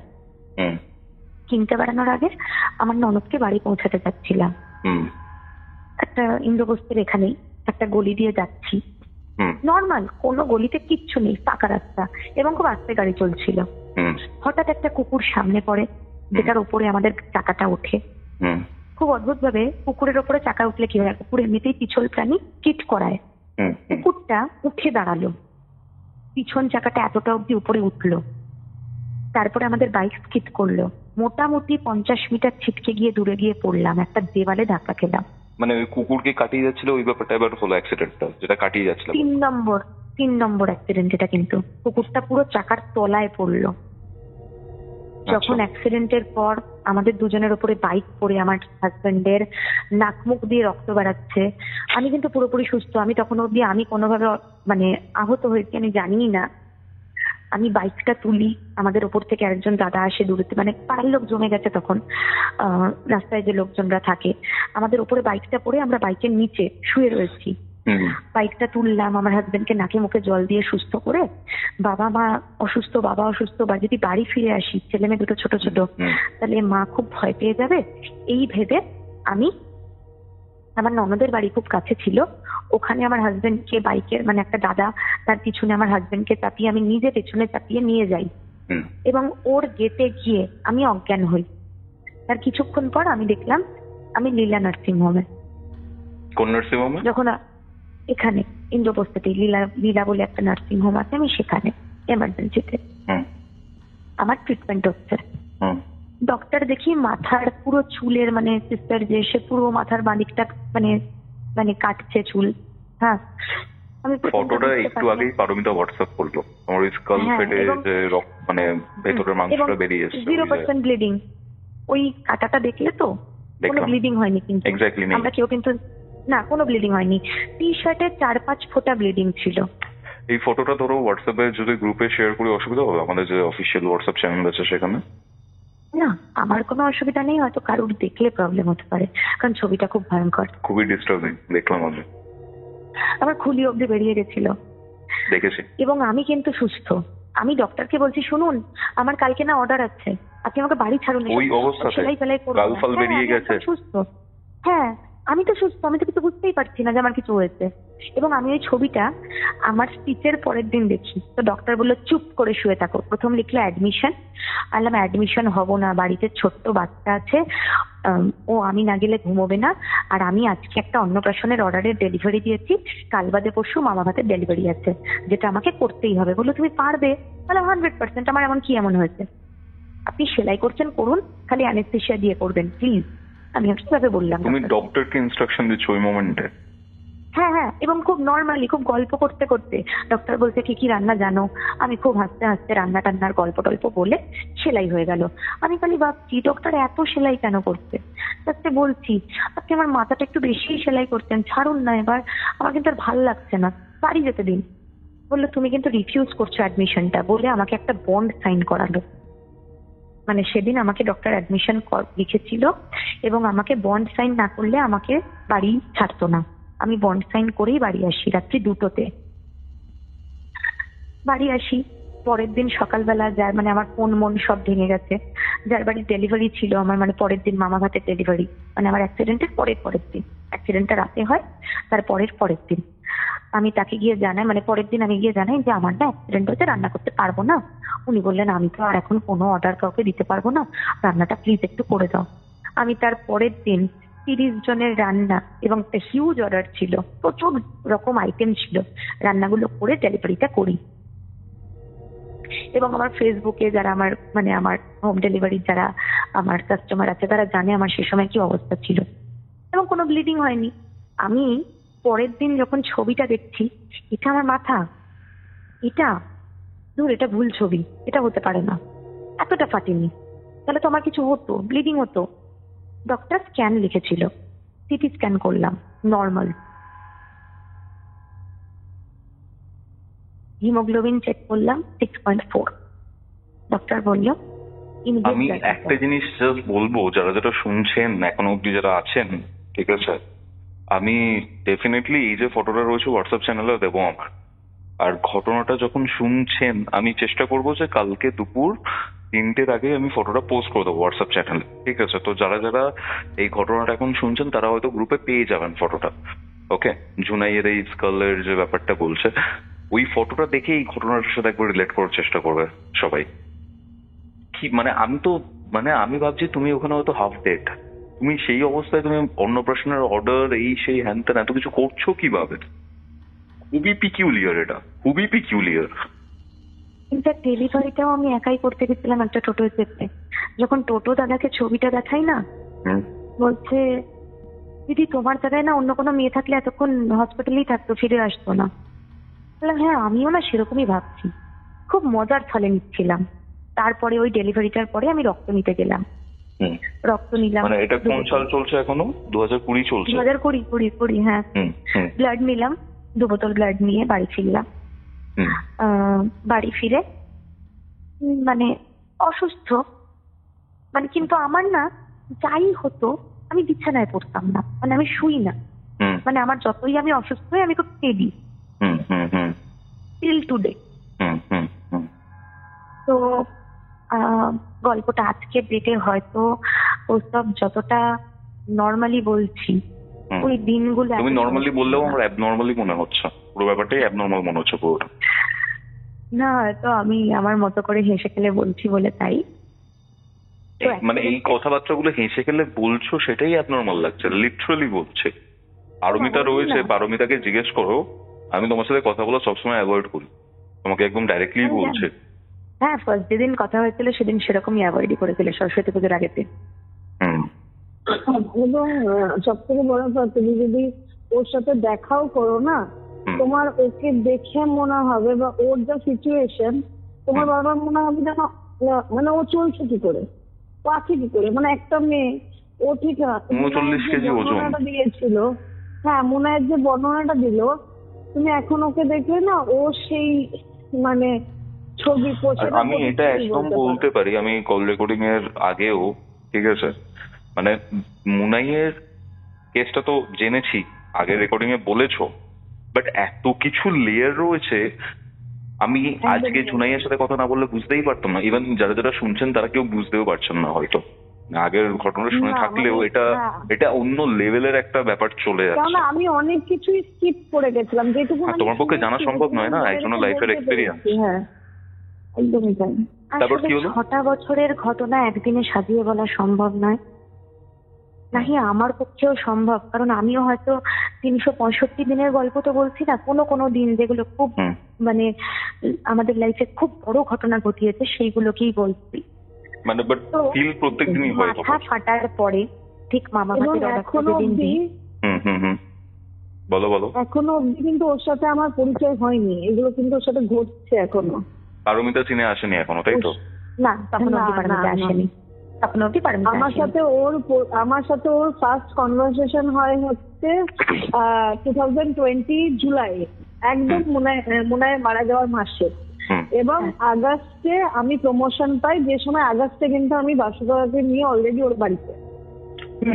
আচ্ছা, আর তোমার কেসটা হচ্ছে তুমি তখনো বিয়ে করোনি পারমিতা, তোমার 23-এ বিয়ে হয়েছে, আনম্যারিড হ্যাঁ, ছিল। 2023 আচ্ছা, আর তোমার তখন ওই ফেসবুকের ওই তোমার বয়ফ্রেন্ডের যে মৃত্যুর ব্যাপারটা, ওই সিনগুলো চলছে তোমার লাইফে তখন? না না না, ওগুলো অনেক আগে, ওগুলো হয়ে গেছে তখন। আচ্ছা। আমি তখন মানে 2020 জুলাইয়ে আমি তখন ওকে মানে প্রথম ফেসবুকে গল্প বলতে শুরু করি ভূতে, এবং তখন লকডাউন শুরু হয়ে গেছে এপ্রিল থেকে। এবার জুলাই আমি গল্প বলতে শুরু করি, রাত্রেবেলা 11টার সময় গল্প বলতে আসতাম, তখন ও আমার সাথে কন্ট্যাক্ট করে। এবং এর আগে একবার কন্ট্যাক্ট হয়েছিল, সেটা বহু বছর আগে, মানে বহু মাস আগে। ওর একটা জার্মান শেপার্ড ছিল যেটা ও কাউকে দিয়ে দিতে চাইছিল সেই তুমি তো, সময়। তোমার তো অনেকগুলো ডগস রয়েছে, তোমার পেটস। হ্যাঁ, তারপরে যখন কথা হয় সেটা হচ্ছে 2020 জুলাই, যখন আমি গল্প বলা শুরু করি। এবং সেদিন থেকে আমি ওর বাড়ি, মানে যেদিন ও আমাকে কন্ট্যাক্ট করে তারপরেই আমি ওর বাড়িতে যাই। জুনাই, তুমি বলো তোমার ওই স্কালের ব্যাপারটার পর কি হলো? তো মামা ভাতের অর্ডারটা যেদিন আমি দিই, সেদিন রাত্রবেলা আমার এই যে দিদি, 3 নম্বর দিদির কথা বললাম, কম্পনি, তার সঙ্গে রাত্রবেলা কথা হচ্ছে। কার সাথে কথা হচ্ছে? নর্মালি মানে আমার আরেকটি দিদির কথা বললাম, তার অ্যাক্সিডেন্টে যারা হয়েছে। পম্পা। পম্পদি। হ্যাঁ, পম্পিদি। তো পম্পিদি কে মানে ও আমাকে ফোন করতো রোজ রাতে, তখন ও একটা ট্রমাতে রয়েছে, যেটা আমার কাছে মূল উদ্দেশ্য ছিল ওকে ওই ট্রমা থেকে বের করে আনা। আমরা রোজ রাত থেকে গল্প করতাম। তো পম্পিদির সঙ্গে গল্প করতে করতে আমি বাথরুম গেছি ফোনটা ধরি, এবং সেদিন কোইন্সিডেন্টলি আমি আমার হাজবেন্ডের ফোন থেকে গল্প করছিলাম। আমার ফোনে আমি তো তখন বললামই যে আমার ফোনটা তখন ভেঙে গেছে অ্যাক্সিডেন্টে। আমার হাজবেন্ডের ফোনটা ছিল, ওই জন্য হাজবেন্ডের ফোন থেকেই গল্প করছিলাম। গল্প করতে করতে যখন বাথরুম যাই, বাথরুমে হঠাৎ করে দেখি মানে জোরে জোরে বাথরুমের দরজায় ধাক্কাচ্ছে, মানে আমার একদম বেডরুমের সঙ্গে অ্যাটাচ বাথরুম। আমি ভেবেছি তো সেটা আবার উঠে গেছে, সেজন্য বুবাই হয়তো আমাকে ডাকছে। আমি রুম থেকে মানে বাথরুম থেকে বেরিয়েই দেখলাম দুজনে একদম চিৎপটাং হয়ে ঘুমোচ্ছে। পম্পিদিকে বললাম, পম্পিদি শুরু হলো। ততদিনে আমরা জেনে গেছি ওর উৎপাতের কারণ। মানে হ্যাঁ, ততদিনে বৃহস্পতিবারকে ক্যালকুলেট করা হয়ে গেছে, সবকিছু ক্যালকুলেট করা হয়ে গেছে। পম্পিদি আমাকে বললো, তুই এক্ষুনি রুমে যা, বিছানায় শো, কিচ্ছু হবে না, একদম চাপ নিবি না। আমিও বলছি হ্যাঁ একদম চাপ নেবো না, কেউ তোর কিচ্ছু করতে পারবে না। পম্পিদিটা আমাকে বলছো না, কেউ আমার কিচ্ছু করতে পারবে না। তুই বল, কেউ তোর কিচ্ছু করতে পারবে না। হ্যাঁ, কেউ আমার কিচ্ছু করতে পারবে না, ওই মেয়েরা কুছ বিগাড় নেই सकता। এই যে কথাটা পম্পিদি শুনে, সেই ভয়েসটা আর আমার নয়, ওর খুব চেনা আরেকটা গলা। তো পম্পিদি তখন বলে, কি বলতে চাইছিস বল। বলে, বুঝতে পারছিস না কি বলতে চাইছি? জুনাইকে নেবো, তারপর যাবো, তার আগে যাবো না। পম্পিদি আবার ওকে বলেছে, কে তুই, বুঝতে পারছিস না কে আমি? বলে হাহা করে হেসেছে। পম্পিদি আবারও বলেছে, কি বলতে চাইছিস বল। বললো, বুঝতে যখন পারছিস না তখন ছাড়। এই ছাড় বলাও শেষ। আমি হঠাৎ দেখি আমার প্রচন্ড শ্বাসকষ্ট হচ্ছে, মাথাটা ফাটার জায়গায় প্রচন্ড যন্ত্রণা করছে। পম্পিদি খালি চিৎকার করছে, জুনাই ওঠ, বুবাইকে ডাক। আমি না খালি ওই শ্বাসকষ্টের মধ্যেই বুবাইকে ডেকে তুলেছি, বুবাই এক্ষুনি ওঠো, পম্পিদি কথা বলবে। পম্পিদি আমার কাছ থেকে বুবাই ফোনটা নিল, পম্পিদি কিছু একটা বুবাইকে বললো, বুবাই কাছ থেকে মাকে, আমার পাশের ঘর থেকে মাকে ডেকে নিয়ে এলো। মাকে ডেকে নিয়ে এসে বুবাই বলছে যে মা আমাকে জল ফল ছেটাচ্ছে ঠাকুরের, এবং পুরো ঘটনাটা আমি শুনলাম এই ঘটেছে। তখন আমার কাছে একটা গোল্ডেন মানে জ্যাকপট লেগেছে, বুবাইয়ের ফোনে অটো রেকর্ডিং আছে। আজ প্রথম আমি প্রমাণ পাবো যে মোনাইদি আমার ভেতর থেকে কথা বলে। আমাদের কথাটা হয়েছিল 1 ঘন্টা 46 মিনিটের। পম্পিদিকে বললাম ফোনটা কাট, রেকর্ডিংটা শুনতে দে। রেকর্ডিংটা অদ্ভুত ভাবে অটো রেকর্ড কিন্তু, হ্যাঁ, 1 ঘন্টা 46 মিনিট, মানে 1 ঘন্টা 46 মিনিটের রেকর্ডিং আসবে। রেকর্ডিংটা 1 ঘন্টা 17 মিনিটের শেষ। আমি এই জায়গাটায় না আমি অবিশ্বাসও করতে পারছি না শোনাই। কেন বলছি, রিসেন্টলি আমরা একটা পডকাস্ট শুট করছিলাম, ঠিক আছে?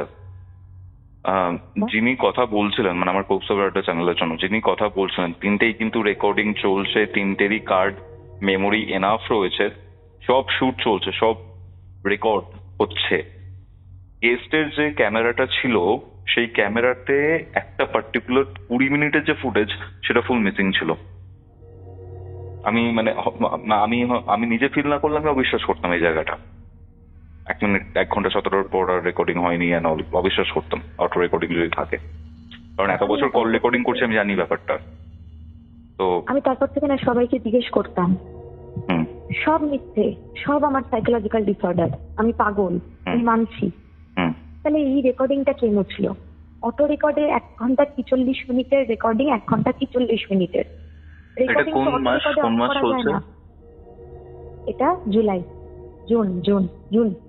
এর পরের মাসে পারমিতার সাথে তোমার কথা হবে, মানে এটা হচ্ছে 2 জুলাই। আচ্ছা আচ্ছা, মৃত্যু মাস শুরু। আমি একটা জিনিস বলছি, সেটা হচ্ছে যে এই মাসেই, মৃত্যু মাসেই, আজ থেকে 3 বছর, এটা 24 চলছে, এটা 2020 চলছে, তাই তো? 2024 চলছে, হ্যাঁ। আর আমি গল্পটা বলছি 2020। মানে তোমার 4 বছর আগের জুলাই মাসে ফার্স্ট পারমিতার সাথে এবার দেখা হতে চলেছে, তাই তো? হ্যাঁ। তো যখন এই ঘটনাটা ঘটে, আমি তারপর থেকে পারমিতার এই ভূতের গল্পগুলো শুনতাম। হঠাৎ একদিন পারমিতাকে মেসেজ করি, পারমিতা তুমি যে গল্পগুলো বলো, তুমি ভূতে বিশ্বাস করো? হ্যাঁ করি। আল্লাহ, আমি যদি তোমাকে কিছু বলি তুমি বিশ্বাস করবে? হ্যাঁ, কেন করবো না বলো। আমি ওকে পুরো স্টোরিটা বলি। এতদিন অবধি যা যা হয়েছে। হ্যাঁ, ও আমাকে আরেকজনের সঙ্গে কনফারেন্সে নেয়, এবং ও বিষয়টা নিয়ে ভীষণ রকম ভাবে ডেকে চলে যায়। তারপর থেকে বিভিন্ন জনের সঙ্গে মানে ওর সঙ্গে কথা টথা বলে বাসু কাকুর সঙ্গে আলাপ বললে, একজন আসবে তোমার বাড়িতে রিয়া, তার নাম বাসু কাকু, সে তোমাকে পুরো ঠিক করে দেবে। ভালো কথা, আমি যাই, বাসু কাকু আমাকে পুরো ঠিক করে দেবে। পারমিতা এলো, বাসু কাকু এলো। হ্যাঁ, কি হলো পারমিতা? তুমি খেয়াল করলে একটা জিনিস? কি বলো তো? আমি তোমাকে বলেছি যে এই ঘটনা বিনা বাধাতে আসবে না। আমাকে জাস্ট তুমি ফোন কাটলে আমার ঘটনা, না আমি ফোন কাটিনি, আমি জাস্ট আমার ঘটনা শুরু করলো, মানে আমার পরিচয় শুরু করলো, আমার ফোন অটোমেটিক কেটে বেরিয়ে গেল। সবাই হয়তো জানে যে 1 ঘন্টায় ফোন কেটে যায়, কিন্তু এটা 1 ঘন্টা পেরিয়ে গেছে। এরকম ফোন কাটার কথা না। হ্যাঁ, একদম।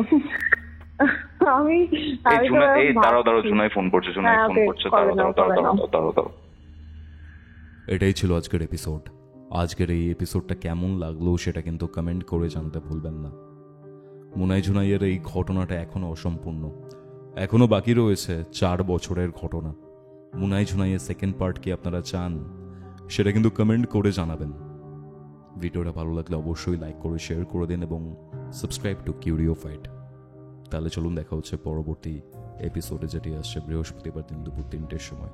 ততক্ষণ অব্দি কিউরিও ফাইটের এরকম আরো 2টি এপিসোড শুনতে আপনার মোবাইল স্ক্রিনে আসা ডান দিকের অথবা বাঁ দিকের বক্সে ক্লিক করুন। কি হয়েছে? না মানে জানি না, তুমি তো রেকর্ডিংটা এতক্ষণ আমার সাথে কথা বলছিলে, তুমি শুনছিলে, কোথাও না কোথাও গল্পটা ও বলছিল, আমি না। আমি ফোনটা রাখছি, ঠিক আছে? Good night, good night.